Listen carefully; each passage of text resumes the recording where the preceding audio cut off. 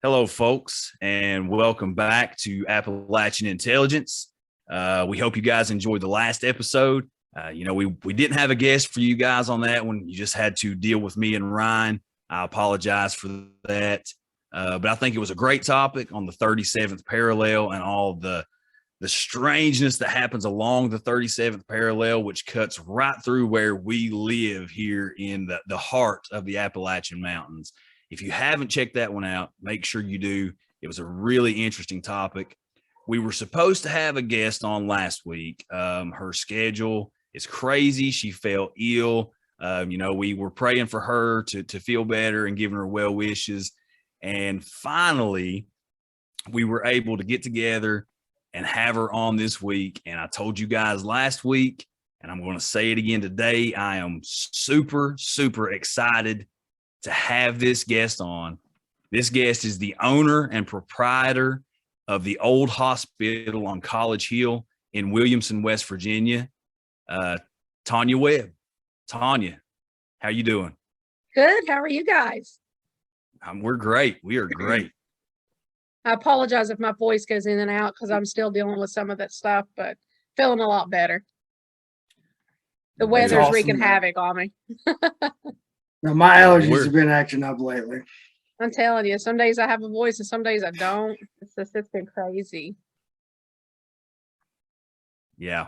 Well, we're glad that you are feeling better. And, if you do have some voice cracks here and there, it's okay. The listeners of this show have to deal with mine and Ryan's accents. So, Hey, mine too. On top of that. That's that Appalachian twang. There's nothing It we can is. do about it. It's Virginia. in our bones. It's in our bones. It is. Now, I wonder how many people have actually gone and Googled twang to try and figure out what we're talking about. Because we said that a lot on this podcast. Oh. I'm sure there'll be words I'll use. They'll be like, what'd she say? What was she talking about? That's okay. We'll understand it. So, Tanya, for the folks out there that don't know about you or about the old hospital, why don't you tell the folks a little bit about yourself? Sure. I purchased the hospital. Me and my business partner purchased the hospital in 2020. Didn't open the doors to the hospital though until 21. Just some probably neat little, I don't know if you guys will find them interesting or not, but me and my business partner both were born in that hospital. And then I lost two grandparents that I never actually met in the hospital. So I've always been fascinated with the hospital and the building beside of the hospital. You probably saw it when you came in. It's the Nurses College. I grew up in this area. Of course, I was born there. And I just always had a fascination with the two buildings. Never ever thought that I would ever own them, let alone manage them or anything like that. But it's been a real blessing and a real eye-opener for me. I'm all about history and about preserving, and you got to remember it's a 94-year-old hospital. So preserving not only my legacy, some of my family's history, but the town's history as well. It's went through a lot. I think the hospital has a lot of stories to tell. Yeah, absolutely. And I love that. I love that because of the sentimental value of this place, that you just decide, you know what? I love this place. I want to see it in its all of its glory. So I'm going to buy it. I love that. When I found out that it was for sale, it was actually by accident that I found out, and which looking back on it now, I think it was meant to be, but I just couldn't. I sat on it for a while because I thought, this is crazy. Who goes and buys a hospital? I mean, they don't come open very much for sale anyway, but it was something I had to really think about and pray about and decide if that's, something I wanted to do. And like I said, I'm very much a history buff as well. So preserving the history of it, as well as, some of the ghost stories and everything that went along with it, just always fascinated me. And long story short, I just couldn't stand the thought of maybe somebody purchasing it and then just tearing it down, or just buying it and letting it rot and not doing anything with it. So I just kind of stepped in, and, I just felt like if it was meant to be, it would happen. And if it, wasn't, then I wouldn't get it. But here we are. So it's been an adventure. We opened in February of 21. So we've only been open technically a little over a year. Thanks to Destination Fear on the Travel Channel, they were kind of the ones that helped us get our name out there and get a start, because we are located in West Virginia in a small town called Williamson. So a lot of people are, after that show was like, where's that? Where's Williamson at? So they had never heard of us before. So it really helped, get everything started and get kind of where we are today. Yeah. I watched that episode with Destination Fear after I made my visit when me and my son visited there last October, and watching the Destination Fear episode, I was sitting here in the recliner, the same spot that I am right now, and I'm thinking, oh, I saw that, I know where that is, yeah. I was, just kind of in awe of the things that they were capturing there, and it was actually their season finale. It was. So, and usually they save that for the most intense places. When they contacted us, I was a little shocked because I knew there were probably a lot of other places in the running. And when they contacted us, they said that there were, I think, 3. And of course, in that show, if you watch it, one of the main leaders and main investigators always usually chooses the destination. And when I found out that, the hospital was up against like 3 or 4 other places, and they didn't tell me who they were, I just thought, there's no way, because we've not technically even been open yet. But I think the draw of nobody being in there to investigate it yet was probably pretty cool for them to want to be there. But I got a call maybe about 2 days later, and they told me they had picked it, and he kind of fell in love with the building itself and just really was excited to get in there. So, and it's funny that you mentioned your experiences there. The same floor that they had all the activity on was the same floor that you had your experience on. And what's so funny about that to us is that when we started doing our research on the hospital, the second floor, which was where all that happened, and even with Destination Fear, was the one floor out of the whole 5 floors of the hospital that we had the least information about.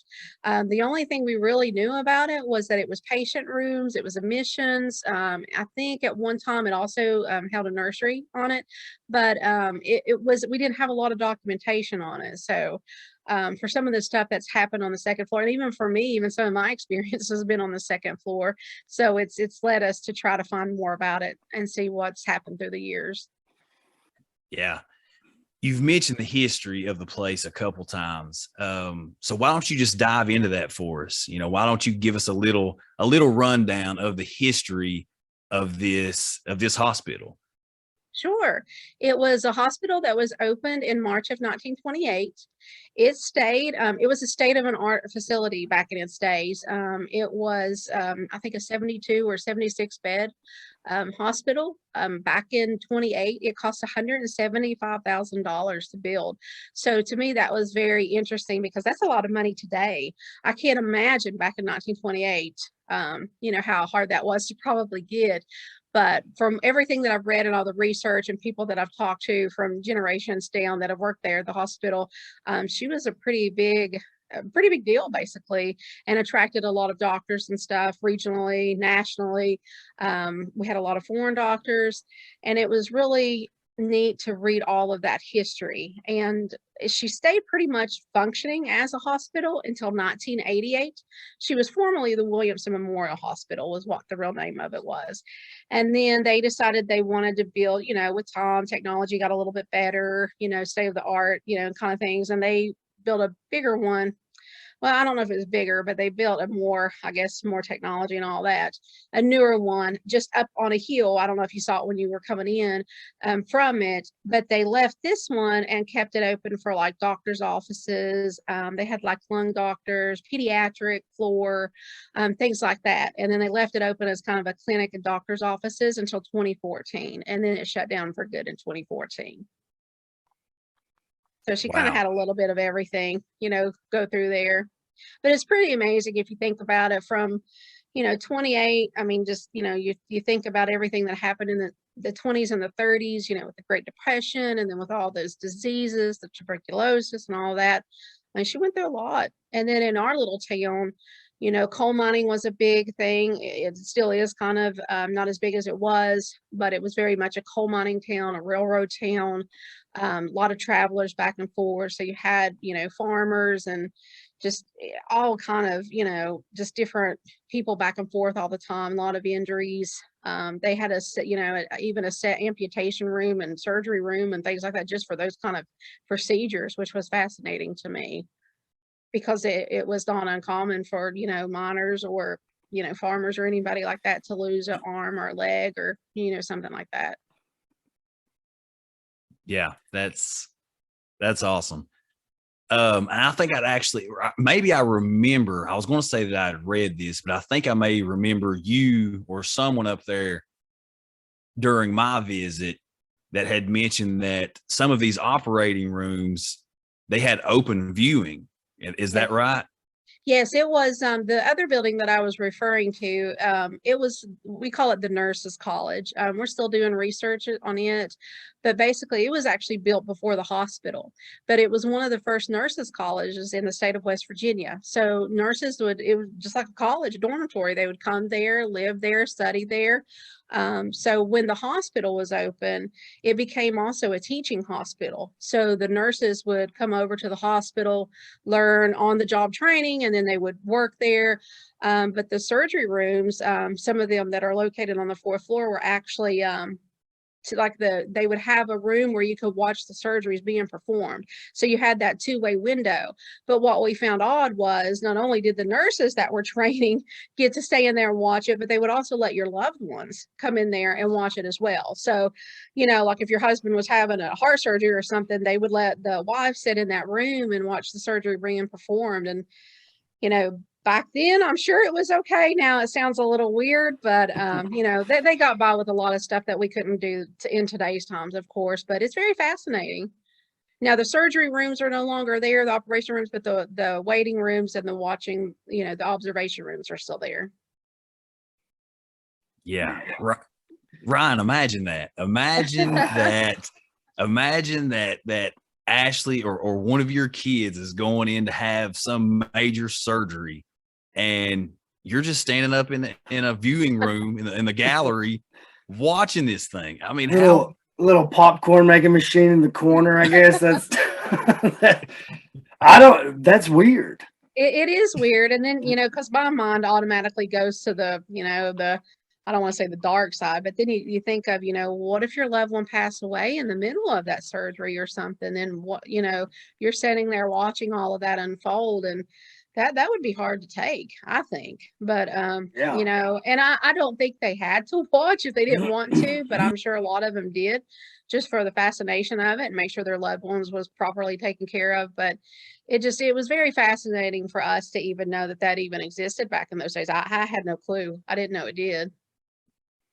Although I will say my wife says it's weird, but my son, who just turned 16 today, he thank you. There were complications when he was being born. She ended up having to have a C-section, even though she was in labor, actively trying to have a child. Complications arose; they had to take her on.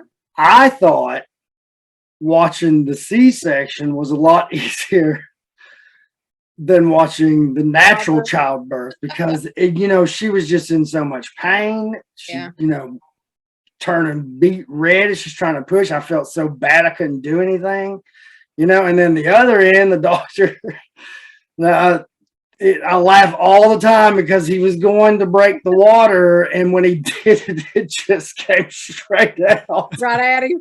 And I died laughing. He was so mad. But well, he should be used to it by now. Yeah, like, come on, man. You ought to know not to get that close. That's but I can, and like I said, I could understand the nurses being there to watch and observe. I mean, if it was a teaching hospital, I completely understand that. But just to watch your loved ones and stuff, I don't know. And then I think, what if it was a mother watching her child be operated on? That would be very hard, I would think. I don't know if I could do it. Yeah, I don't think my little girl broke her wrist when she was in 4th grade, and of course it tore me all to pieces. And they made me leave. They wouldn't, after they sedated her, they wouldn't let me stay in there. So I could kind of understand a mom or a dad wanting to be in there, but I had to go sit in the waiting room by myself. So then I started thinking I'm probably better off not watching it, because, you know, they had to perform surgery and reset it and do all that. So it's probably better than I did, because I probably would have caused a scene, I'm sure. Oh yeah. She was so little, you know, I mean, it's your child. So it's just, you know, it tears you up. So I couldn't imagine if it was any life, you know, if it was life threatening or something like that, and they let you watch, you know, stuff like that being performed. But apparently they did. Yeah, I can't stand watching my kids get labs done, getting blood drawn. That that makes me get a little queasy, a little woozy. Yeah. So that brings about a question. You mentioned that some of these miners and farmers, you know, it wasn't uncommon for them to lose a limb in an accident. Mm-hmm. And here's a question that I've always kind of had: what did they do with these limbs? Well, up until, you know, we're really not quite sure when they actually stopped doing this, but where the amputation room and surgery room was located, there's a room right beside of it that we call the Incinerator Room, because it has a huge incinerator. And back in the 20s, you know, 30s, and I'm going to say probably maybe even the 40s, they would just toss it in the incinerator. If they amputated a leg or an arm or a foot, they would just toss the body part in the incinerator and burn it, just like they did everything else. Because back then they really didn't have any appropriate way to dispose of things. So now they have the big, you know, the hazard sign and all of that, but the incinerator room is a unique room in itself. It kind of reminds me of a scene from Nightmare on Elm Street. It looks like you're walking into Freddy Krueger's, you know, living room or something, but it's just you're in the basement, but you have to take another step down, which means you're going further down underground. And it's just like this huge, you know, I've never seen anything like it. And what we found even more fascinating is some of the former staff that have been through our tours and have visited the hospital. We've had multiple staff members tell us that they didn't even know that part of the hospital existed, because they were not allowed back there. So my guess is probably after a certain amount of time, they kind of roped it off, because it looked like, by the way, there's a blind in there that looks like that burnt orange color they used back in the 60s and 70s. They probably turned it more into a maintenance area, and they probably didn't want, because there's breaker boxes and things like that back there now. So they probably wouldn't let a lot of people back there, but it kind of shocked us that staff didn't know that room existed. Now, here's a little some of the lore behind the place, and this is why you're here. Okay. Are there still ashes remaining that may possibly contain some of these human remains, we'll say, inside the incinerators in the incinerator room? Yes, there's still some there. Unfortunately, we've had some vandals that have broken in the hospital in the last few years, and they kind of messed with it and tampered with it, and some of it has fallen down. Because it's hard to describe without showing you a picture of it, but there's actually like 3 doors to it. And at one time it was stacked up all the way to the second door, and now it's kind of fallen some. So and you can see everything in there. I've seen things like medicine bottles, old newspapers, ashes, even photographs. So, you know, we've had people ask us, well, why don't you bury them, or why don't you, you know, dispose of them in some way? We talked to several people about that, about how to properly do that, and nobody really knew how.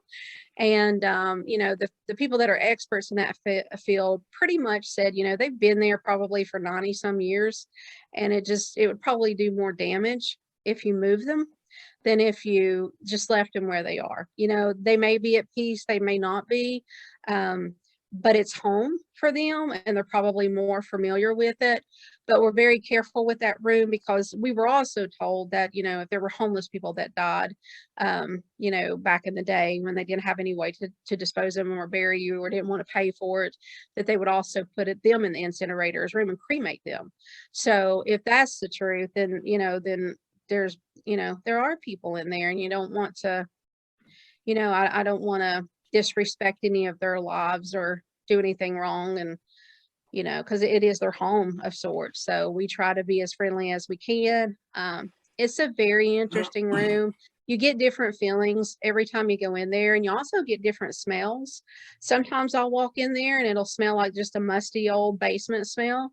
Sometimes I walk in there and it'll smell like men's cologne. One time I walked in there and it smelled like women's cologne. So, and then one time it was like cigarette smoke. One time it did smell like burnt flesh. So it's really, really wild. When we do our tours, we do allow people to go in there and take pictures, but we don't let them, take any of the ashes or, souvenir, as a souvenir or anything like that. We tell them they can't touch it. But we had one lady that went through and she put her phone, she had an iPhone, and she caught like 8 or 9 orbs in the top incinerator, in the top part. And it was really amazing what she captured. Wow. That's awesome. That's awesome. And that's totally understandable. I guess I've never really thought about it like that. You've, like you said, 90 some years, that's home. 94. The hospital turned 94 at the beginning of March.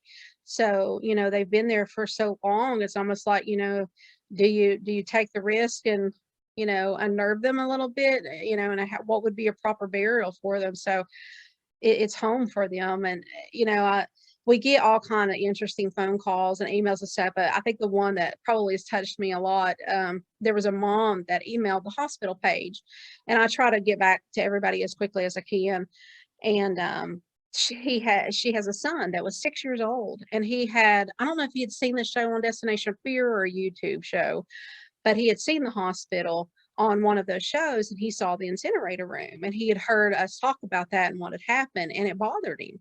And he had his mom reach out to us and ask us what we did with the body parts and if we would bury them so they would be happy. And she said he was just so bothered by it, he couldn't hardly sleep. He's 6 years old. So, I was as nice as I could be and emailed her back and told him, how I felt about it and what I felt like we needed to do and to keep, their memory alive and to respect them. But there was just no proper way to do it, because you're talking health department issues, you're talking all kinds of, just things that, would have to come into play. And she didn't even think I would email her back, and she read it to her son, and he sent me a little email back and he said, "Thank you." He said, "That makes me feel so much better. I can sleep now." But I think they were from Indiana. So I told her to try to bring him up so I could show it to him. So it could be, but that's just amazing that a 6-year-old would pick up on something like that. But it does. I mean, it like for me, it raises a lot of questions. Who's in there? Why are they in there? Is someone's loved one in there? You'd like to know. And unfortunately, there are no records. There's not much for us to go on other than, the research that we've done through our local library and newspaper articles and things like that, because the hospital is so old. Yeah. Which doesn't speak well for me because I was born there. In the 70s though. Yeah. We're not talking like 1928. You never know though. I should tell somebody that though. I might freak them out a little bit. I think you're okay. Well, no, you talking about some of these things, and you mentioned, we were talking a little bit before we started recording. And if any of the audience has followed this show at all, they've heard me tell this story, but I think it's relevant just because we're speaking with you and this is your establishment, just to talk about my experience when I was there last October. That's pretty amazing. Yeah. And just to give a little rundown to the listeners out there, the old hospital, Tanya and her crew, they were putting on this Michael Myers themed, it was like an escape floor, kind of like the escape rooms, but it was based on a floor or a couple different floors actually of the hospital that you would go into these different rooms. They gave us an entire history lesson before we started, and based on the information that was in that lesson, we had to solve these riddles, and there were these different clues that we had to figure out before we can move on to the next room. Well, while we were doing this, Michael Myers, a obviously a fake Michael Myers, or it may have been the real Michael Myers. Tanya may have went all Never out, know. as far as I know. I mean, I died in the game and I'm still here, so I'm guessing probably. But anyway, in this, you had to go floor to floor. Well, the way that it was set up, you had like a team captain, a team leader, and a secretary person that was kind of taking notes, just trying to figure out the riddles, all these different things. I had the map. So, we go, and I have my son there, and my son was, he loves everything horror. He loves everything spooky, loves Michael Myers. He just fell in love with the place as soon as we pulled up on the hill. As soon as he saw the building, he fell in love. So we were going, as we were going through this, I was letting him, jump in and solve these riddles and go in the rooms and search for these things. And finally, we got to a clue, and it was about when the hospital had closed down. And if I'm not mistaken, it was officially 2014. Is that correct? That's correct. Mm-hmm. Okay. So most of the group was thinking that it was an earlier date. And I was saying, well, no, it officially closed down in 2014. I'm pretty sure that they said. Mm-hmm. So they're like, oh, well, go ahead. You go ahead on in here and solve this riddle then. So me, the team leader and the team secretary, we walk into this room, and the clue, what we had to do, the old bingo cages, like the rolling cages where they kept the bingo balls, you had to roll that cage until you got the numbers of the year that this place closed down. So we had to find a 2, a 0, and a 14. So we go in there. I'm walking up to this cage. It's on a table. I reach out to touch the cage, and as soon as my hand gets close to this table, I'm on the left, the team leader's on the right, and the secretary's right behind us. And as soon as we get close to the table, this entire table starts vibrating. And I don't mean like somebody's got a hold of it, just shaking it, like your cell phone would vibrate. That kind of super intense vibration. And it did it enough that me and the team leader, we both jumped back and was like, what the heck was that? What just happened? And it was so weird that, we stopped everything we were doing. We didn't even care about the escape floor at that point. I wanted to investigate this table. Yeah, I wanted to see what was going on. I guarantee this is why Mike got him. He stayed a little bit too long in that room. Yeah, it was the very next room that I died. So I was investigating this table. We were looking, it had no drawers. It was, there were no cutouts like around it, with on the other side of the wall. Cause that's the initial thought that I had was, okay, there's a cutout in the wall here that somebody from the other side has reached through, grabbed a hold of, and started shaking it. There was no cutout. And here's the craziest part. It was actually bolted either to the floor or to the wall, maybe both. I don't remember, but it was bolted down. So to me, that was nuts. So we finished the whole thing. I die right, soon after that, because my mind's just elsewhere. And we actually go back down in the lobby, or the entrance.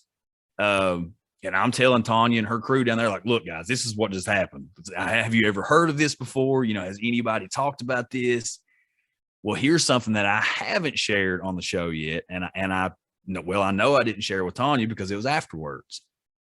Me and Connor we're leaving. We're done. Connor survives. Good job, Connor. We take our pictures with Michael. We talk to everybody. We say our goodbyes. We get in the truck to leave. So we get in the truck, and I'm calling my wife to let her know that we're getting ready to leave. Kind of when to expect us.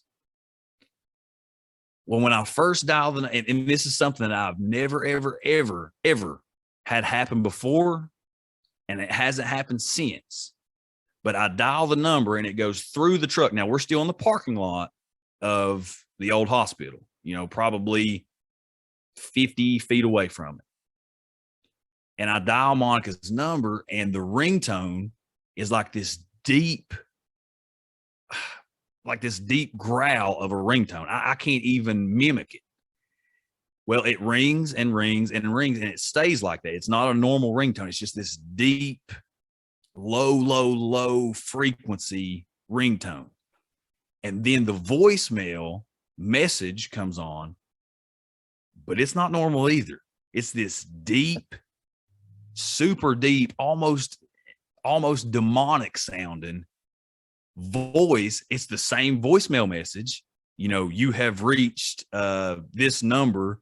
They're not available right now. Please leave a message after the beep. It was that same message, but it wasn't your regular person on the other end. It wasn't your regular automated message. It was a deep ring.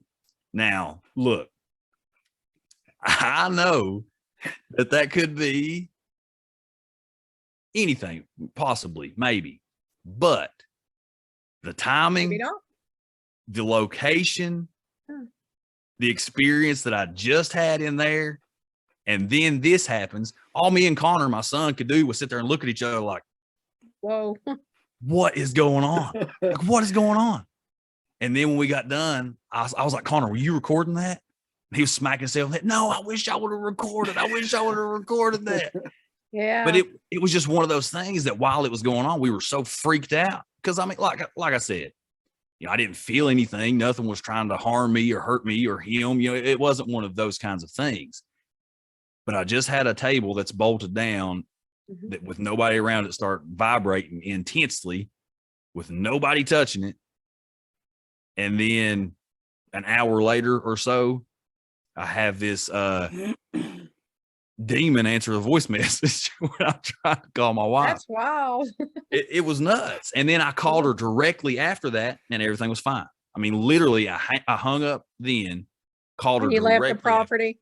Was you off the property? Yeah. Well, yeah. When that was going on, I told him we're getting the heck out of here. We're gone.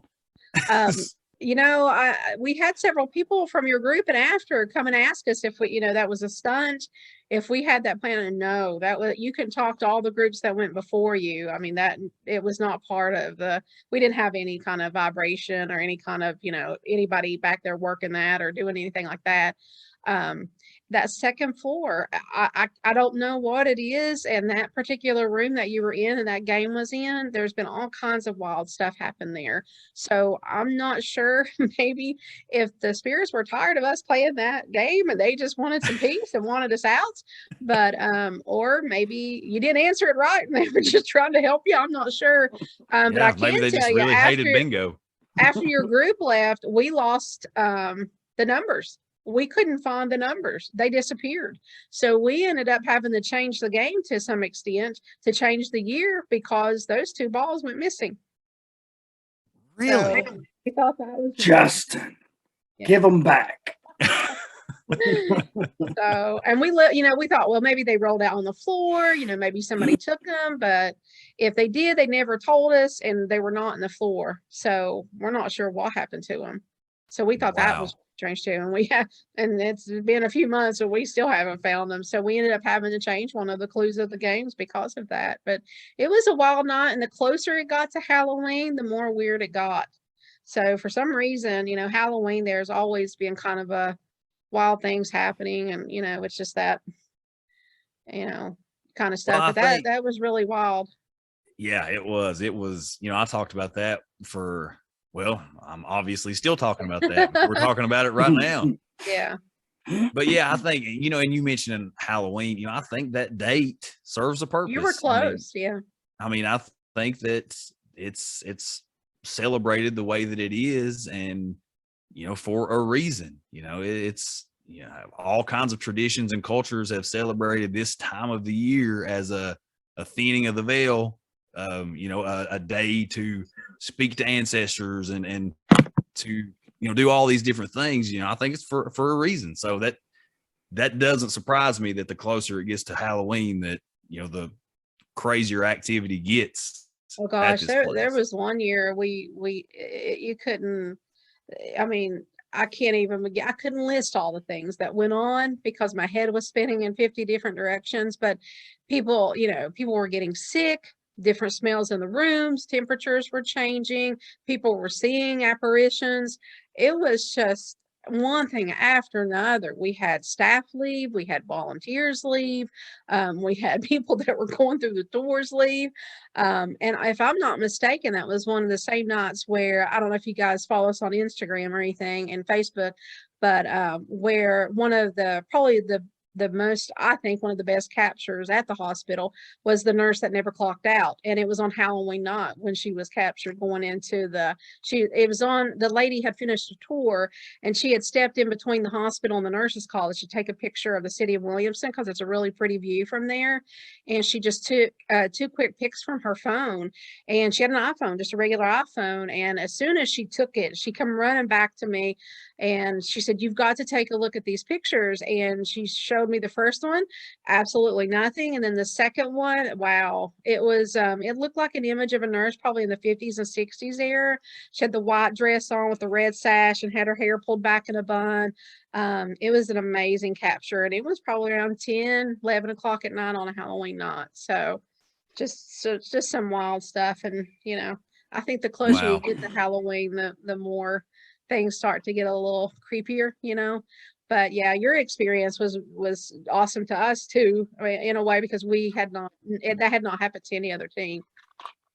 So Wow. you got See, to have some. see, Ryan, I told you I was special. This whole time I've been trying to tell you I was special. I've agreed with you. No, getting into talking about the nurse that never clocked out. Why, if you wouldn't mind, I would love to hear a few of the stories, some of the, more prolific or just ones that maybe even strike a little closer to home with you. Maybe your experiences or experiences of those around you that if you wouldn't mind to share some of those, we would love to hear them, and I'm sure the audience would love to hear them. Sure. Mine experiences I haven't really seen any apparitions or anything like that. Mine have been more the second floor for me, and the basements has been hot topics for me for some reason. The second floor is where I heard a male's voice, but there wasn't anybody in the building but me. But I could have swore he was standing beside of me just as, clear as you two were. And all he did was say, "Hey." So, and it was like at 8:15 in the morning. I'd had an overnight paranormal team that had just checked out, had just left. And I was there, checking the building, making sure everything was okay and going to lock up. And I was walking by one of the rooms and I just heard a guy's voice go, "Hey." Wasn't scary, wasn't creepy. It just sounded like he wanted to talk. And I swore I thought it was one of the guys that was left from the group the night before. So I got on my phone and started texting them because I just assumed it was them. And they said, "No, we left about an hour ago, but we need to tell you that while we were packing up our stuff, we kept hearing a male's voice on the second floor." I was like, "Well, you could have warned me because I'm in here all by myself." So I searched that whole hospital trying to find out who that was. But I don't know. Like I said, I don't know if he thought I was a nurse or if I was a patient or if he was a doctor. It kind of freaked me out a little bit because I don't know. I guess in my mind, I wasn't expecting it at 8:15 in the morning. But then I got home and I started analyzing and going through everything. I thought, hospitals were active pretty much all day and night, but probably more active during the day when doctors were making their rounds, nurses were changing shifts. So it shouldn't have surprised me because, but a lot of people, you think you capture it at 1, 2, 3 o'clock in the morning, those kind of things, but it was at 8:15 in the morning. So, and that was the only time I heard it. He just said, "Hey." I don't know if he was wanting my attention. I don't know, but it made the hair stand up on my arms and on the back of my neck. I was like, okay, I'm not alone. But other things for me personally has just been, doors will shut by themselves. Lights will flicker on and off in rooms that there's no power. The hospital only has power to certain parts of it. So we know where it's at. but it'll flicker on and off for no reason at all. Some of the machines, the hospital equipment, will start beeping for no reason. They're not even plugged in. So Wow. it's kind of wild. Until we got our elevator working, you could hear the elevator ding like it was stopping on, and we had some of our paranormal groups that actually caught that on tape. But we got it up and running a few months ago, so we were excited because it's the original elevator to the hospital. So it's pretty cool that we got that fixed. But for a long time when we first opened up, it wasn't. So we couldn't figure out why, why they were getting that. The other thing is, and this is really strange, and we haven't figured out this either, is we get music from time to time, like old timey. It's almost like piano music, if that makes like I don't want to say a quartet, but like a symphony. But you'll hear that when you're walking around, and I'm not sure why, because it's a hospital. The only thing that I could think of maybe is they might have had radios in the rooms back in the day, because there is an old radio that we found. Probably looks about 30, 40-ish model. Maybe it was music that was set to it, but you can go in certain rooms and from time to time you can hear it. It's almost like, I don't know if it clicks on or if it's just playing, but you can hear it in the background, and it's really strange. So, those kind of things for me. And then the other thing is I'm real, I don't know if you want to call it sentimental, but, or feel things easily. So each floor for me of the hospital kind of brings on a different emotion. And the hardest one for me to go to for whatever reason is the basement. And I don't know if it's because I know there's so much death that occurred there, because the basement in the hospital was kind of the catch-all for everything. It was initially, when the hospital first opened up, it was the emergency room where all the crisis was. It was the morgue, the amputation room, the incinerator room. Everything you can think of was down there. X-ray, it's the biggest floor in the hospital.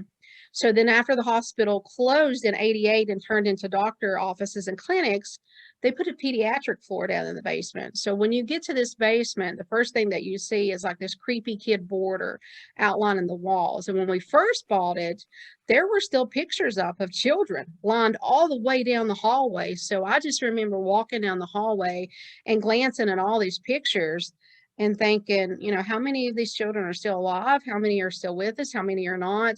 So out of respect for them and confidentiality, I took them all down, but you could still see the squares of the glue because they've been there for that long, where the pictures were. But there's just a heavy feeling in the basement for me, and some sadness. I get sadness from time to time. And I don't know if it's because my grandparents may have passed away on that floor. I'm not quite sure. I know my mom told me one of them passed away in the emergency room. And I'm pretty sure that was either on the first floor or the basement at that time when they passed away. So, but it just, I don't know if that makes any sense at all, but just going, there's some floors that don't bother me at all. Some kind of actually make me, feel different things, but the basement's pretty heavy. So that's just some of my personal experiences. I could hear children's voices from time to time, little feet running above me or below me on the floor, but above or below. Sometimes when you're inside, you feel like you can hear a group of people talking. So I don't know if it's like in the waiting area when there's nobody else there. So I don't know where they're talking from or where they're at.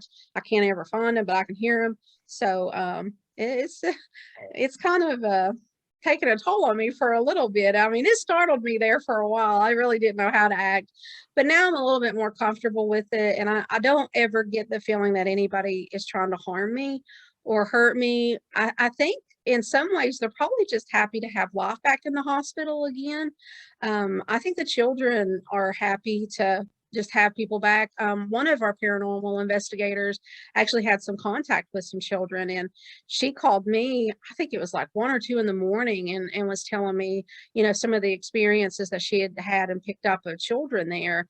And one of the little girls that she had interaction with said that she had lost her life to a fire. She had got burned up and it burnt both of her legs, and she was still there.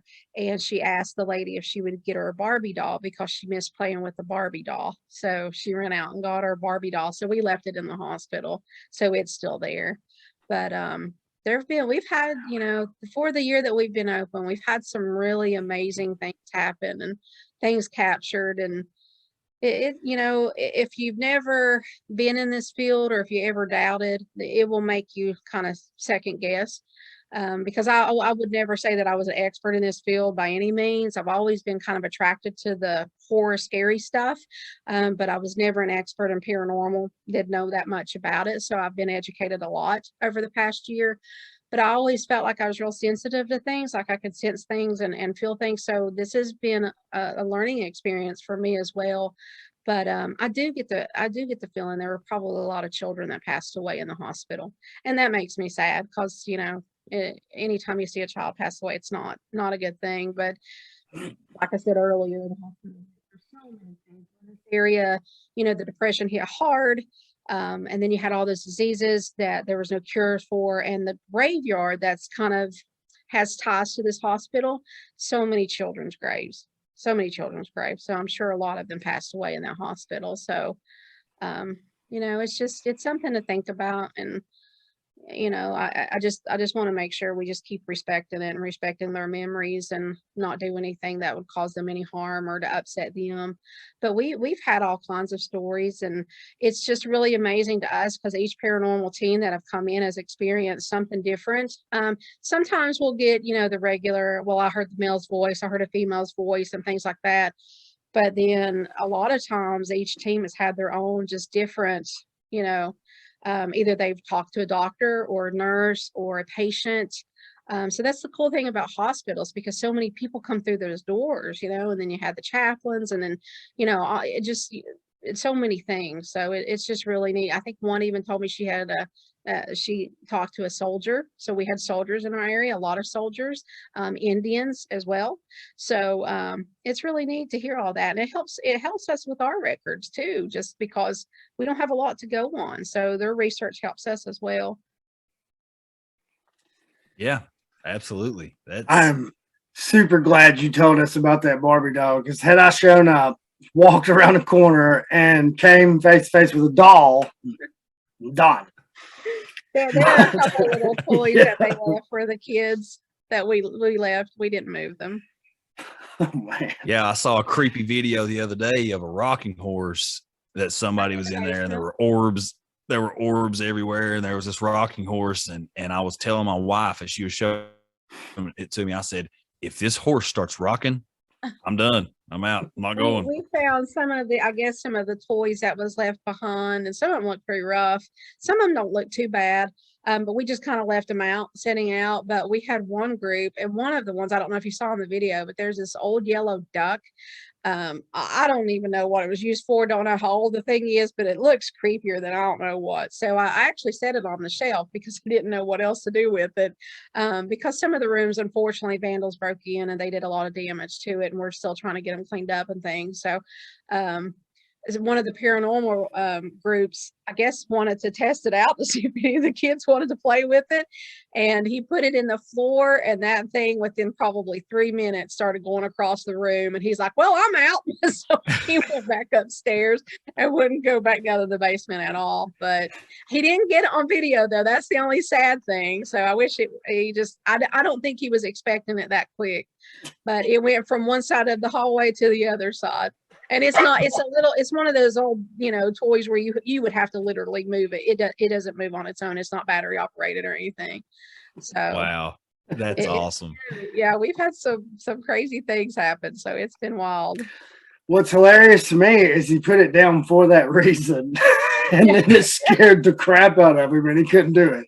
Yeah, we've had it's funny. I mean, we've had all kinds of people. Everybody that's come through our doors, though, we've had a lot of fun meeting everybody, and just it's just been such a blessing for me. So much to the point I ended up quitting my full-time job. I had a full-time job and was only working the hospital part-time because I wasn't sure how well it would go over and if I could get it up to the point to where, because we were only going to be open on weekends and just do tours and things like that. And then after Destination Fear, we just got slammed. And then we had a few big TikTokers come in and some YouTubers and a couple of other shows. and they really helped us get started. And then, but all the paranormal groups that have come in have just been wonderful, and even the ones that came in for the escape floor, just the fun that we had, it was a blast. So I just decided that I had worked 23 years for the state of West Virginia.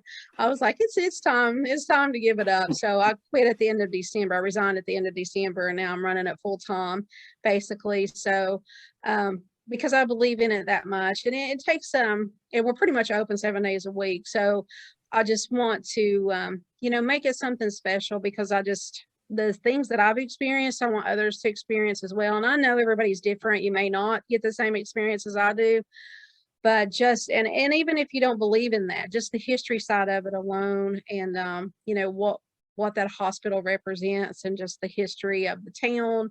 And you got to remember, we're in Hatfield McCoy feud country. We're in the coal mining wars. We're in the Maitland massacre era.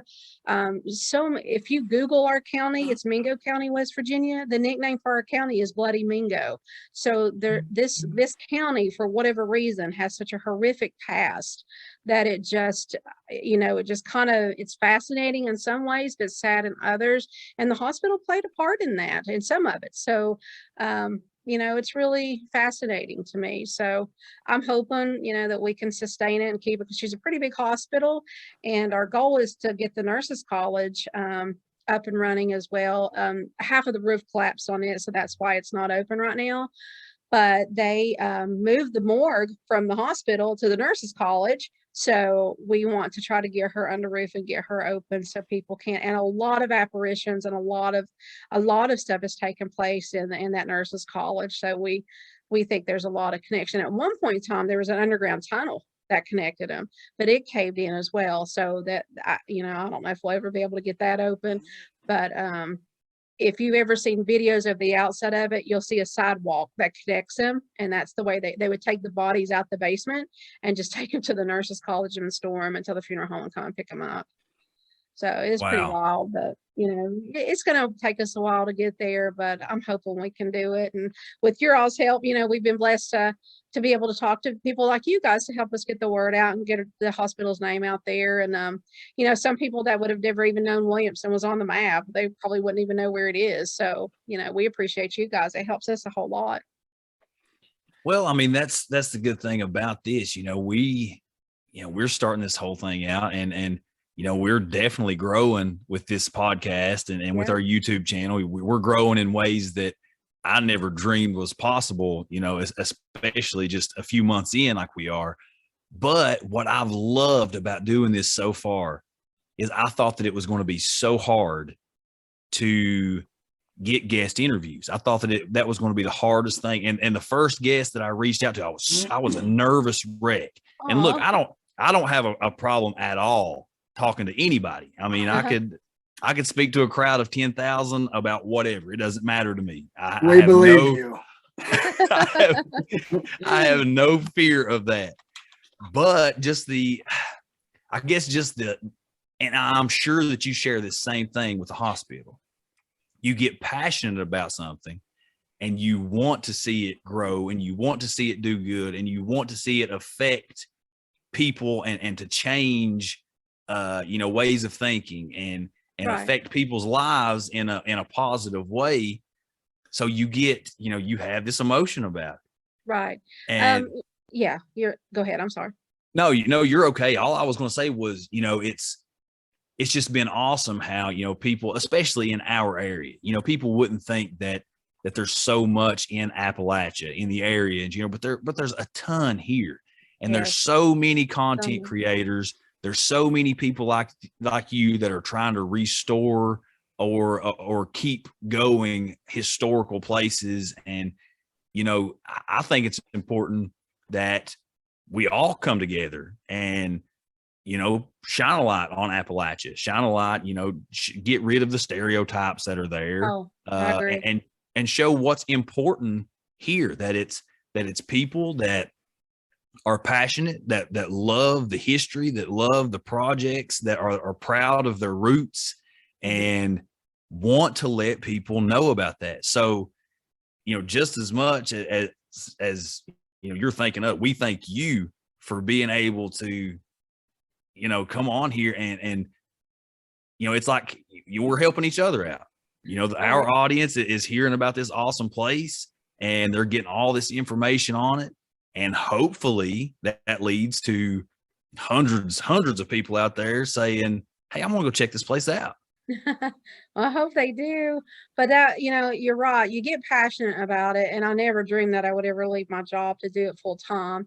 I never thought that I would ever be a business owner. And it is in a sense a business. You run it as a business. But I'm very much a people person, so I enjoy. But a lot of it too, with just saving the building itself, because I didn't want to see anything happen to it. My little town was, as all towns in West Virginia, we got hit pretty hard when the coal mining business got shut down, and a lot of people left the area. And with that, the railroad followed shortly behind it. Now there's very little, business there. So our economic and financial situation here is not the best. So for me, it was about thinking outside of the box a little bit. What we are mostly known for is the Hatfield-McCoy riding trails, where you can bring your side-by-sides, your dirt bikes, or whatever and ride. And that brings a lot of tourism dollars to the area. So I wanted to be able to, give back to my community. A lot of people begged me and told me, you're a fool if you don't do it as a nonprofit. And I started to do that. But then I thought, you know what? If I do it as a nonprofit, then my city doesn't benefit from it. And I'm not knocking nonprofits in any way. There's totally a place for them, and I volunteer a lot with some of them. But for my personal business, I just felt like, we need some businesses back in our area. We need to kind of attract some people to our area.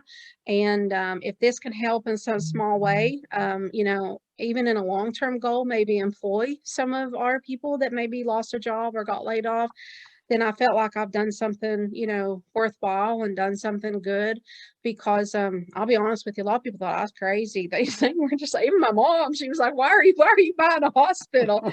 I said, well, hopefully I could turn it into something special. And God really blessed me with that, because my business partner is also the mayor of the town. So that helps a whole lot, because he supports it. I've read some of my, friends that own the same kind of places or similar. Their cities and towns fight them on this kind of thing. And I don't understand that. I really don't. But when you're able to bring in, 20 people or more, and, they stay in your hotels and they eat in your restaurants and they buy gas at your gas station, you're helping, 4 or 5 little businesses that never would have had that business had you not opened it. So, I hope, Yeah, absolutely. and we even do tours for trail absolutely right. riders. When they get done riding the trails, they're looking for something to do. So we let them ride their ATVs up to the hospital, and we'll take them on a tour. So, we just try to be a little bit of everything. We even did weddings. We did like 20 weddings last year at the hospital. And people thought I was crazy for doing that. And I said, there's a whole bunch of people out there that it's nothing against the traditional. Everybody, it's beautiful, and I respect that. But there are some people that just like to be a little different. And, you've been up there, you've seen the views at the hospital. It makes for some beautiful pictures. And we had about 20 weddings last year. And I'm telling you, that brought a lot of revenue to our town. Some of the pictures from those weddings were just absolutely amazing. I keep getting emails for them. Some of them saying, just thanking us for having it, and it was very special for them. So, just kind of just thinking out of the box, and hopefully just helping everybody out to some extent, and maybe even encouraging other people to take that leap and, open a business or do something else too. So, there was a lot that was running through my mind when I wanted to do it, but in my heart, I knew it's because it's where I was born, and it's a little creepy, and I liked it, and I wanted to do it. But, if it helps a lot of people, then I feel like I've at least tried. I don't know if I can sustain it, but I'm going to give it everything I have. I'll try. And, in the future, you have anything like that, I don't know what you were called, Scaroween thing near Halloween, you can shoot us. Yes, you can shoot us an email, anything, messages. We'll put it out there. So, thank you. Anytime. We have people. Listen, when I planned that, because I thought of that myself, I told my partner Charlie, I said, I was worried about that. I'd only originally planned to do 3 days of that because I didn't think it would be that popular. And I thought, it's Halloween. They're probably looking for something more fun. I'm telling you, I don't know what happened, but we started getting phone calls all the way from like California, Oklahoma. And I would tell them, I'm like, you realize this is just like a 45-minute deal.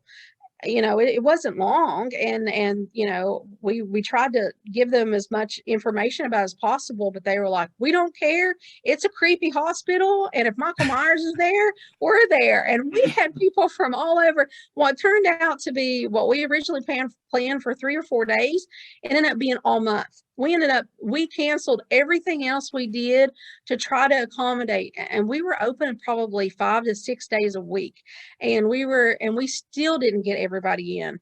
There are people already messaging us now wanting to know if we're going to do something similar in October so they can come, because they missed out last year, and I don't like for anybody to miss it. So we're going to plan hopefully to do it in September and October. Not the same exact thing, but something similar to where everybody can, be a little bit different experience, but just have fun with it. And because I'm not one to do a big haunted attraction. I don't want, to turn it into something that it's not. But, I thought the escape floor was a pretty, it stayed true to our history, but a little scare here and there, it was just a little, but we never dreamed it would be that popular. We really didn't have a clue, but I appreciate if you guys do get it out there for us. That would help us a lot. Yeah, absolutely. gosh, Absolutely. yeah. We will. Well, that's the thing, you talking about staying true to the hospital, and you don't have to put on a big gimmick and make this, haunted attraction and people jumping out and do all these different things when it's legit. Right. And that to me, I'm the same way. I mean, don't get me wrong, I love spooky stuff, and I've been to all these haunted houses and things jumping at you.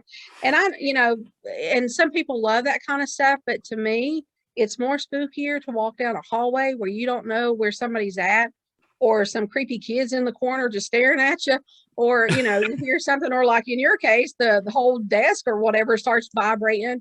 And that wasn't planned. That wasn't us. So we did add the Michael Myers look-alike, but other than that, I mean, we didn't really do anything, because like you said, the hospital kind of speaks for itself. The history and the things that happen there, really, I mean, real life stuff to me is more fascinating and scarier than making up a something and throwing animatronics in there and those kind of things.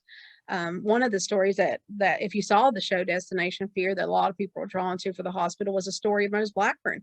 And that's just as real as you can get. He was a real business owner here in Williamson, and for whatever reason got into an altercation with his wife and in the car, and they called the police. And when the police responded, two city police officers went up to the car, and for whatever reason Mose drew a gun on the officer and shot him.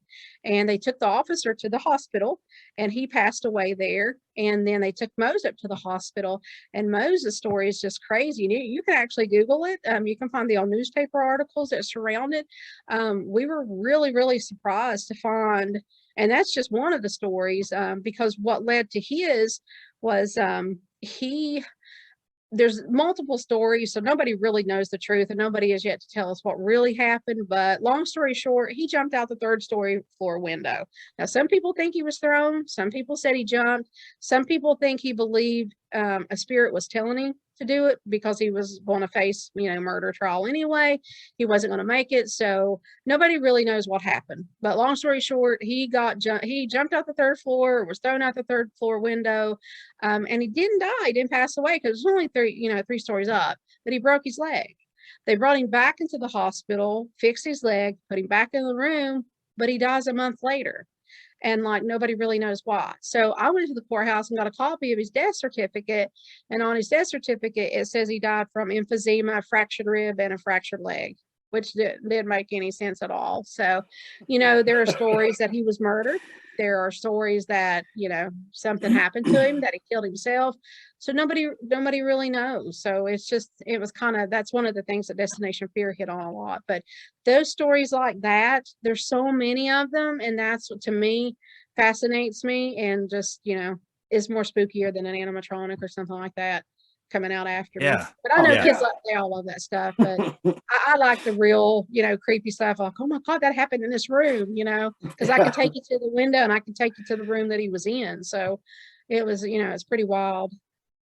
It's a lot scarier when you might take a demon home in your back pocket. That's A child or something, yes. Well, I've been to all of these haunted attractions with the animatronics, with the people in costume jumping out from around corners, with the strobe lights going like crazy, and all these little jump scares. But I can honestly say, that night that I was at the old hospital on College Hill, and that table started vibrating in front of me, that got to me and messed with me and freaked me out more than any of these gimmicky haunted attractions that I've ever been to. And I want to say this real quick. My family, we love to travel. Every summer we're trying to go somewhere. We've been to, and we like, I'm a huge history buff, just like yourself. My son is the same way. We love St. Augustine, Florida, the oldest city in America. We love Charleston. We love Savannah. We love these places. And you start talking about these oldest cities in the U.S. in the colonial times. They're also your top haunted cities, locations. Yeah. So each of these cities that we go to, we go on a paranormal tour. We'll go on a ghost tour. We'll go on all these different things. There's only one other place that I've ever been besides the old hospital on College Hill. There's only one other place that I've ever been and experienced anything paranormal on one of these tours. And that was Waverly Hills Sanatorium in Louisville. Mm-hmm. That's the only other place. So, you can talk about all these super haunted places and these paranormal tours and all, and I'm not knocking these old cities, and I'm not knocking the people that have accounts there, because I'm not saying that they didn't see or feel or witness or record these paranormal things. But I'm saying, just for me, there's been two places, and it's been your place, the old hospital on College Hill, and Waverly, which is like, that's at the top of every list in the world. Yeah, Waverly's huge. Yeah, that's one of the big ones. It's about we get that a lot, and Trans-Allegheny is usually a big one that people usually get a lot of experience from. So I agree with you. I'm not downplaying or knocking any other, because everybody has their own experiences and their own forte of what they like and things like that. And when I was younger, listen, I would go to all those haunted houses and run through them and crawl on my knees and all that stuff. But now that I'm older, I just can't do that stuff anymore. My daughter doesn't, but I don't. But I just, what I like, my personal experience, I find it very fascinating when it's something that's true to history, things that you can actually prove, that are not made up stories. And that, because that's one of the things that was important to me and Charlie. We didn't want to make up anything. We didn't want anything to be fabricated. We didn't want, and especially when some, like the Travel Channel and other people were coming in, we were like, look, we're okay with this, but you have to stay true to our history and nothing. We can't Hollywood it up, because I don't, I know there's a place for that, but I just feel like, with a hospital, there's so many stories to tell. You don't really need to. So, and so far we've had really good luck with nobody trying to make it anything that it's not. The hospital even looks creepy. I don't even have to do anything to it. It looks the way that it does. It's just kind of there. But everybody, like I said, it's just been wonderful with it. The community has been supportive, and now that they're starting to see that it is boosting the economy a little bit, and it is bringing a lot of people in.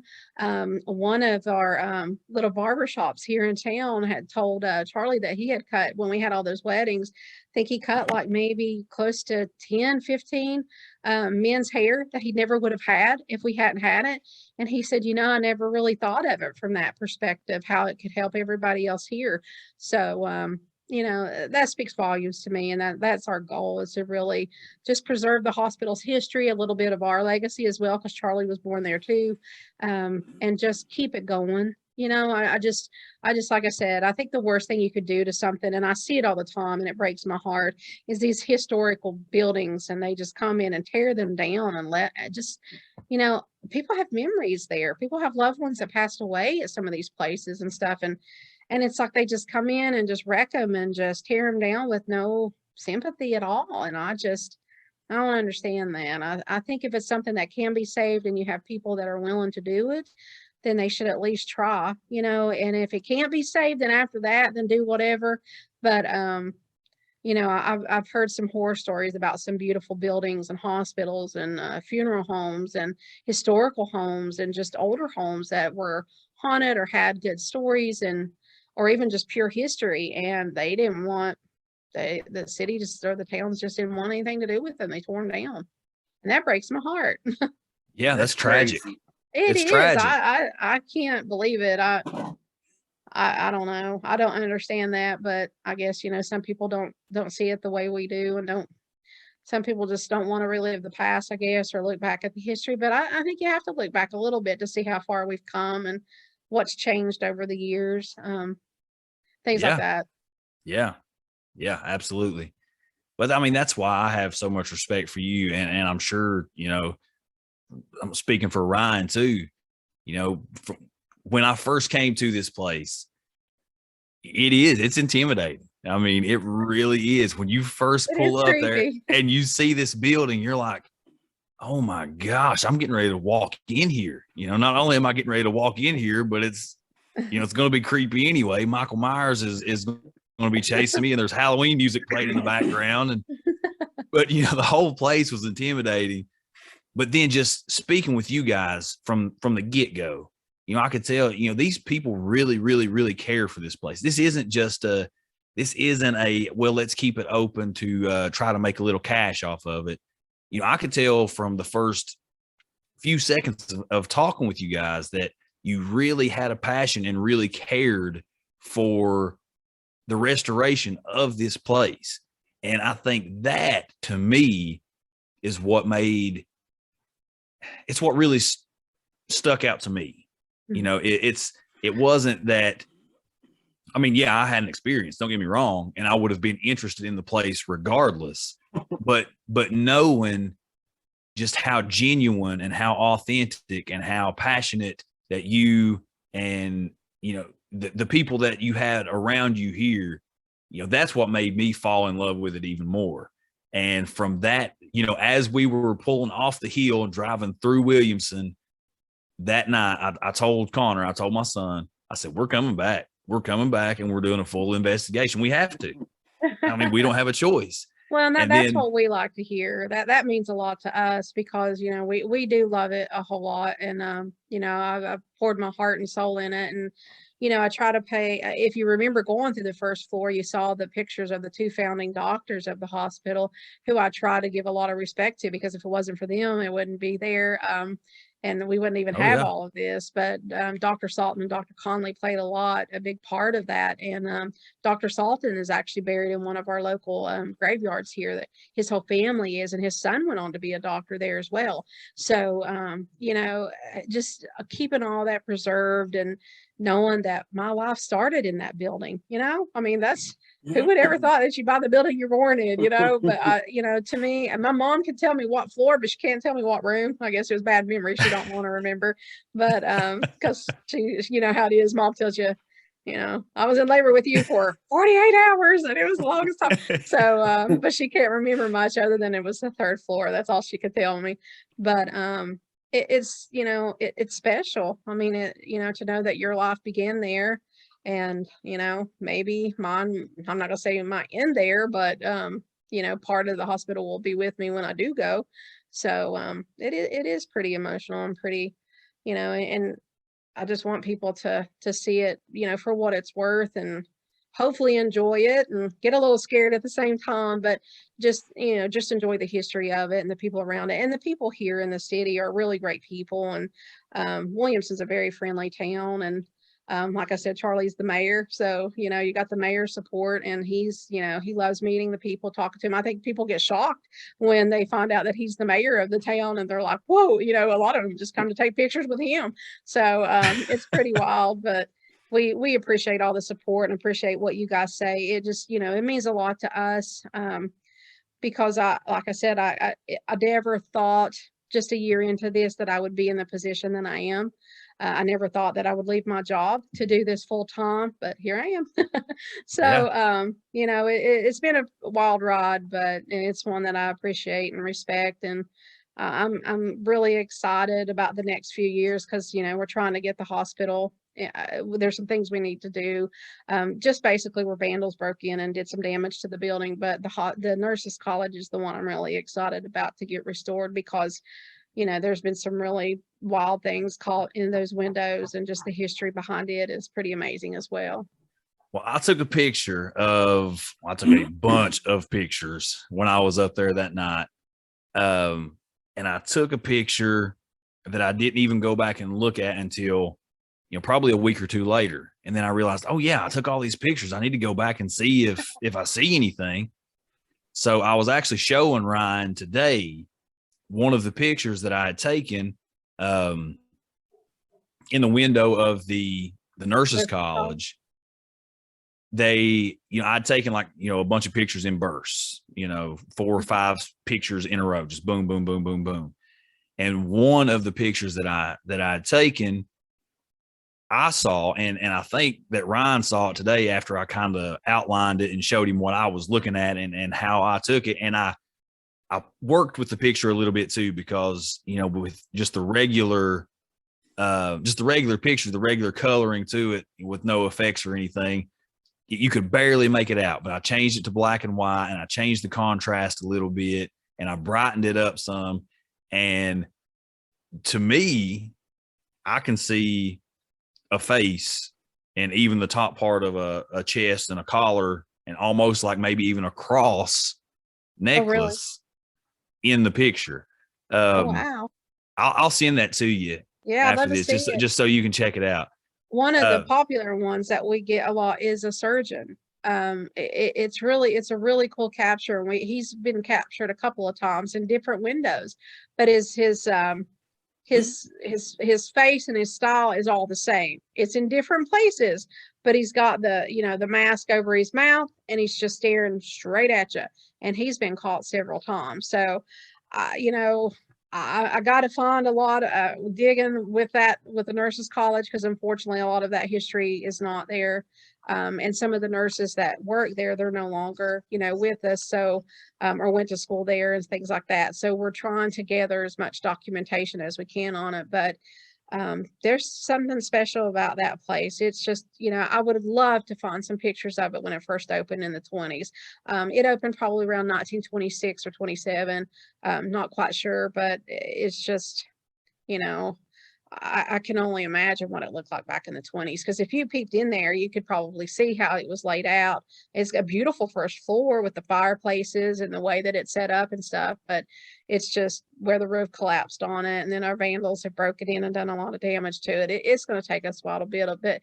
She's bigger than she looks. If you stare at it from the main road, she only looks about 2 or 3 stories, but she's actually 6 or 7 stories. So she's built over a hill. So that's how College Hill got its name. It was named after the nurses college.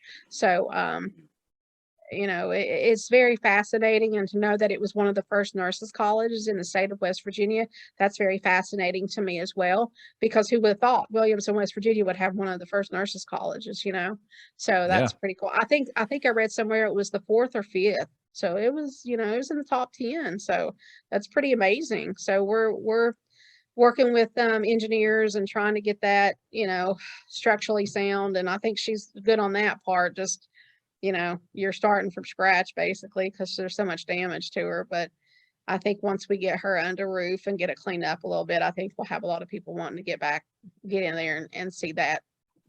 I'm already thinking about it.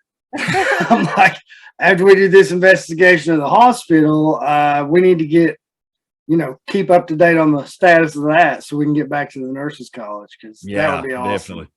Definitely. I'm just really ready to be there with Justin because He'll have to go back in the room with the bingo balls. Yeah, I'm definitely going back there. Out for you. Well, see, in this little dynamic duo that me and Ryan have here, you know, he is way more skeptical than I am in most everything that we talk about. And you know, that's just that's a difference in a lot of things, a difference in opinions, a difference in beliefs, a difference in life experiences. You know, I've experienced things, so I have to believe them. Ryan, I don't think has, so there's nothing there to believe yet. But this place, bro, this place, when we go investigate it, and guys, for those of y'all listening, look, we will be going to investigate this hospital this coming spring. Well, I think it's already spring, right? It was changed spring the other day. So later this spring or early summer, kind of depending on how softball and soccer season goes. You know how that is. A season coming near you soon. But we will be going to investigate this hospital. And right now, me and my son, Ryan and his son, and we've actually been talking to a couple of different people that maybe want to jump on board and go investigate this place with us too. But we will be taking video, whatever video that we can take, whatever we can capture, and we're going to try to splice it together and cut it together and do all these different things and put it on YouTube. Try to make a little investigation episode of this place to put on YouTube. So when we do that, before we do that, we'll come back to this interview and this episode and cut it up and take little bits and pieces of it and try to tease that and promote that, because I'm excited for it. Like I've been so excited about this conversation. I mean, because it means something to me, you know? Right. So well, I think a lot of people are that way, even if you're skeptic when you start, you know, until it actually happens to you, you know, you don't really know what to think or feel about it. It's not that you don't believe it, but it's just a little harder to believe, I think. Exactly. And I wouldn't say that I was skeptical, you know, on anything like that, because I've always been kind of open-minded. But I got I got taught pretty quick that I needed to stop being that way. So I learned. But again, you know, my experiences haven't been anything that I felt were bad or evil. But I knew that I wasn't alone when I was in there. And it's, you know, sometimes good and sometimes bad, depending on the feelings and stuff. But we've had, you know, so many people in the same boat come through there and say that, you know, oh, well, I'm here, but my husband or my wife doesn't believe. And I remember specifically one group that we took, I think it was a tour that we did of the whole hospital. And it was a wife who had brought her husband. I think we had about 10 in the group. And, you know, through the whole thing, he was like, I don't believe in ghosts. I don't believe in any of this stuff. And we were on either the second or third floor. And I was standing near the elevator and he screamed. Not really screamed, but he was pretty loud. And it startled me. So I went and seen him, and it scratched the bottom of his leg. He come out with scratches.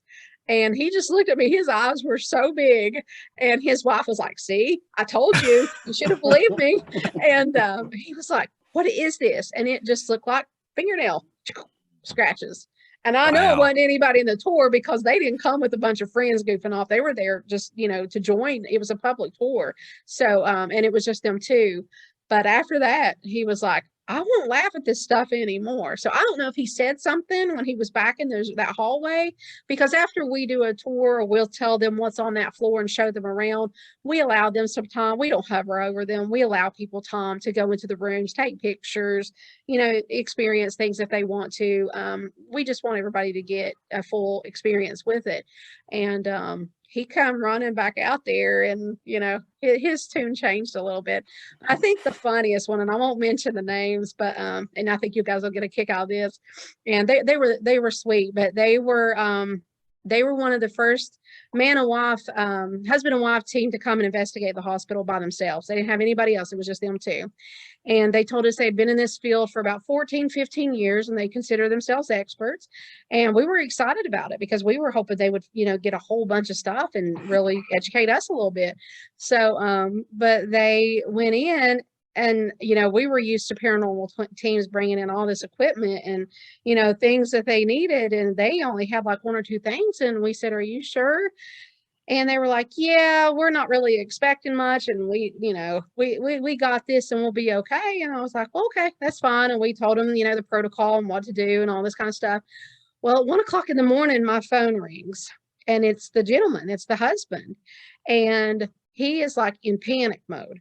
And he said, somebody is breaking in the hospital. I need for you or Charlie to call the city police or somebody, or come up here because they're breaking in the basement. Well, we've had problems with people trying to break in, so that's not uncommon. So then I turn and I start worrying about their safety. So I call Charlie and I'm like, can you get city police up there? So Charlie gets ready. He goes up there along with city police. I'm on the phone with the guy the whole time because I was like, don't get off the phone with me. Let me know where you're at. Him and his wife had went and got in their car, and they pulled up to the front of the hospital and was shining their lights at the hospital, hoping to catch the people as they come out. But I heard his wife in the background going, there they are. They're on the 3rd floor. I see the man's face. So, I'm like freaking out because I'm thinking there's like 50 people that's broken in, because first they said they were in the basement. Now they're on the 3rd floor. So finally, I hear the guy tell me, Charlie and the city police officers have arrived, and they go through the whole building. I'm probably on the phone with them probably 15, 20 minutes waiting. And in my mind, I'm thinking a bunch of kids, who could be doing this? And I'm still on the phone with him when the city police officer comes out, and he says, sir, we went through the whole building. We've cleared every floor. There's no one in that hospital. And that gentleman went, yes, there is. We heard the loud bang and we heard the noises. There's someone in that hospital. And Charlie and the 2 police officers told him, they said, if you're too afraid to stay, you don't go back in there, but we promise you we've cleared every floor. We'll walk back there through you. So I guess they kind of saw it as a challenge. So they ended up going back in, and I was still on the phone with him this whole time. And he said, Tanya, I got to tell you something. He said, I'm embarrassed to tell you. And I said, what? I said, it's okay. I said, listen, we're kind of new to this too. I said, I just want to make sure you guys are safe and have a good experience. He went, you don't understand. He said, when I told you we've been doing this for 14 years, he said, I wasn't lying. He said, but do you know what we do during the day? And I said, no, I don't think you told me. He said, well, we're tour guides for Trans-Allegheny. So they are into the paranormal. Wow. They do tours. And they said they've never had an experience like that. And it really, and Trans-Allegheny is huge. I mean, and there's so much that went on there. So for them to have that kind of experience at our, hospital is not near the size of Trans-Allegheny. He apologized to me. He said, I'm sorry. He said, I didn't take this as serious as I thought. He said, I should have been more. So it was funny and comical in a way, especially when he told me he was the tour guide. Him and his wife both are. And it cracked me up. So, but he was kind of skeptical at first too, but then he changed his tune. He's like, we'll be back. I promise you, we'll be back. So it was really cute. They ended up staying. They finished the night out. Wow, that's a great story. Yeah, that's a great story. Well, I've got one more question, and then whatever Ryan has left for you. But I have just one more question, that just looking at the place, looking at the location and how it's laid out and how it's set up. Mm-hmm. This hospital is almost like a beacon on a hill for an entire city, an entire town. All you got to do is look is up, and you see this thing up on the hill.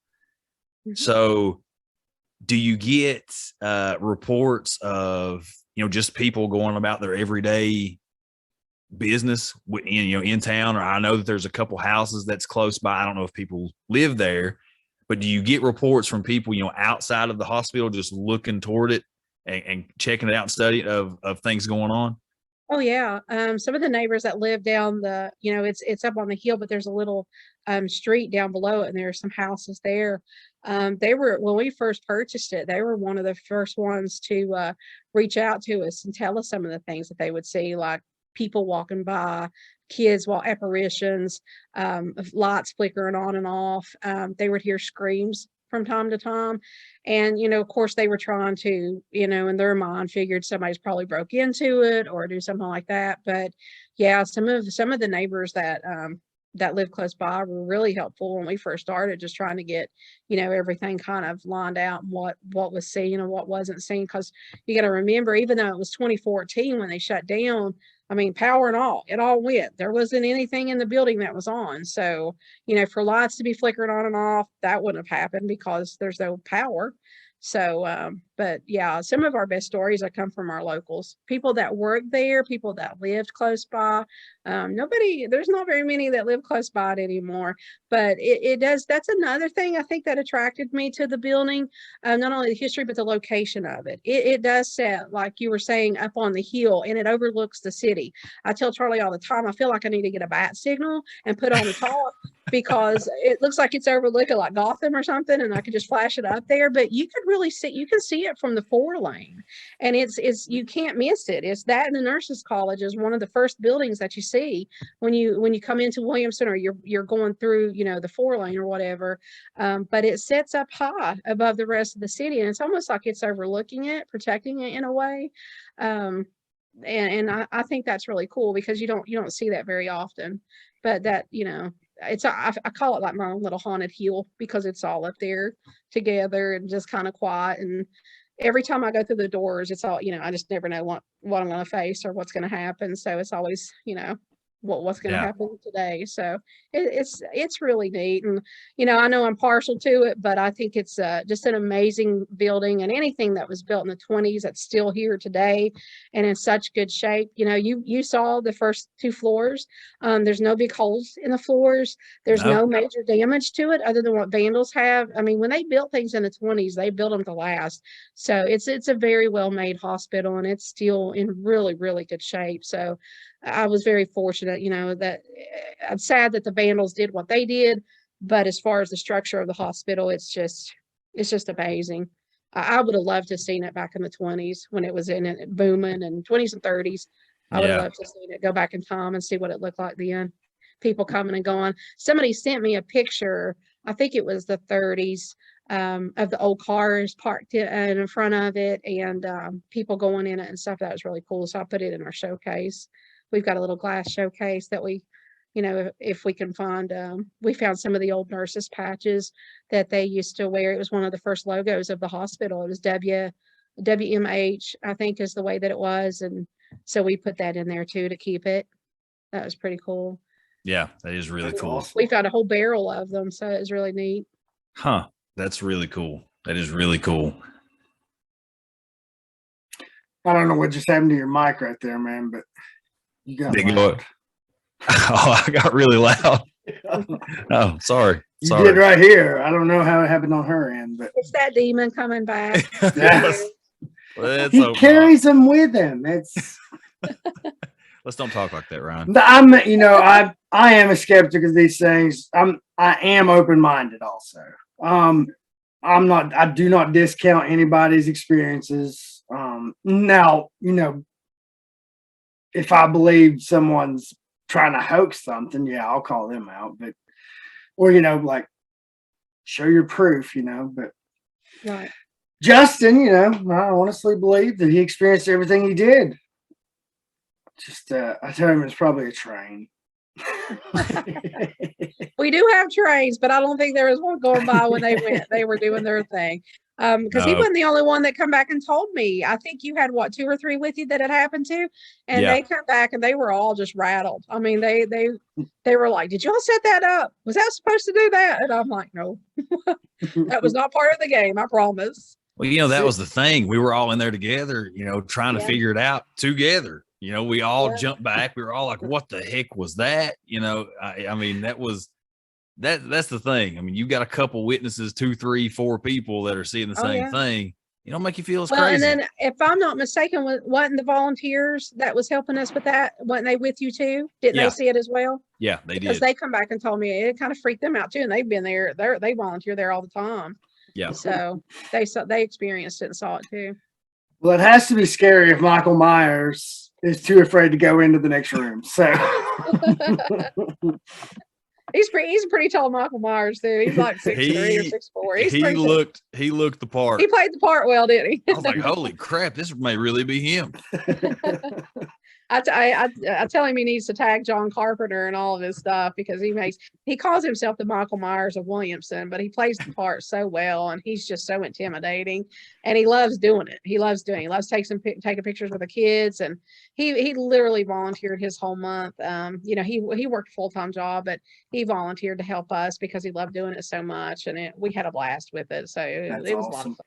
Yeah, that is awesome. The only thing I wish I had that I regret is I wish I'd have had like a hidden camera catching everybody's reactions when you would pop out on them and stuff, because we had some groups that fell, some groups that were holding on to each other like choo-choo trains. We had one mom who shoved her kid. She didn't want to get caught, so she had her 16-year-old son and she shoved him to Michael and said, "You take him," and she took off running down the other way. I would have loved to have had all that caught on tape. That's great. That would have made such a great TikTok. It would have. Oh, man. Definitely would have. Well, Ryan, you got anything else? No, I'm just I'm really excited. I can't wait to get up there. This is going to be awesome. And that's Justin is in contact with you, so hopefully it'll be soon enough we can figure out a schedule. No ball games or anything like that. Yeah, I know that feeling. My daughter plays softball too, so I know how that goes. But Well, we would love to have you guys, and we appreciate all that you do and for having me on the show. And just let me know when you're ready to come up. And if anybody, like I said, we're open pretty much 7 days a week. We have to schedule tours and things like that just because our schedules are so crazy. But the ones that want to do overnight investigations and things like that, it's Monday through Sunday. I mean, we do it 7 days a week. So we're not just open on weekends because, there's some people who they work on weekends, so they prefer a weekday. So we do that. So you just have to message, call, text, whatever's easier for you, and let me know what dates, you guys are looking at, or whoever, whatever they want, and we just take it from there and book it. Yeah, we definitely will. Tanya, thanks again. Thanks so much for coming on here and sharing all this with us. I love this. This is a great conversation. I love hearing about the place. I love hearing all the history. I love hearing the stories. I love hearing your experiences because you're there more than anybody. So if anybody can step out and say, hey, this place, there's really something to it, it's you. But before we take off out of here, is there anything that you would like to plug? Any events coming up? Any, the website to check this place out, social media, anything that you want to plug about the place, you plug it. Sure. If you guys, if anybody out there is listening, you guys want to check it out, we're pretty much on all social media. We're either under the old hospital on College Hill or College Hill Hospital, depending on how long they would let us name it, because it is a pretty long name. But we're on TikTok, Facebook, Twitter, and Instagram. And then our website is collegehillhospital.com. So if you guys are interested in any events that we have going on for the public, we do everything from regular tours, historic tours, paranormal tours, to photography tours. And then we do try to throw in some fun things. We do some fundraiser for kids. I'm a big advocate for children that are battling cancer. So I try to do some fundraisers for an organization that I help out in Charleston, West Virginia, who helps West Virginia kids who are diagnosed with cancer. So we do things for them from time to time. But like I said, anybody at any time can reach out to us. If you don't get me, you'll get Charlie. So either one of us will talk to you. And then our volunteers, Patty and Mary Ann, they're really great too. They'll help you. So we'll, answer any questions or get you booked if you guys want to come and see us. And we do plan on doing some fun stuff for Halloween. So hopefully you guys can come back for that. Hopefully it won't spook you too much, but we'll start probably advertising that in the summer to give everybody a fair chance to get tickets and everything.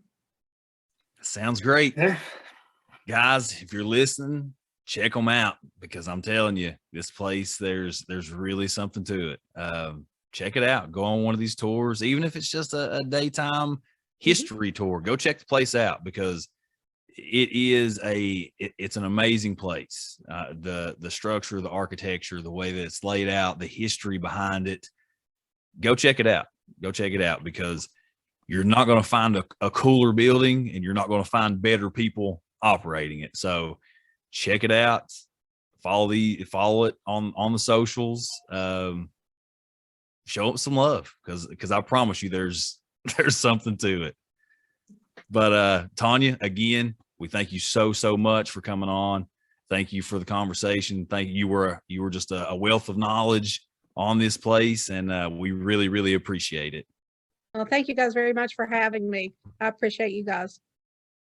All right, guys. Until next time, we'll see y'all later. See y'all. Bye.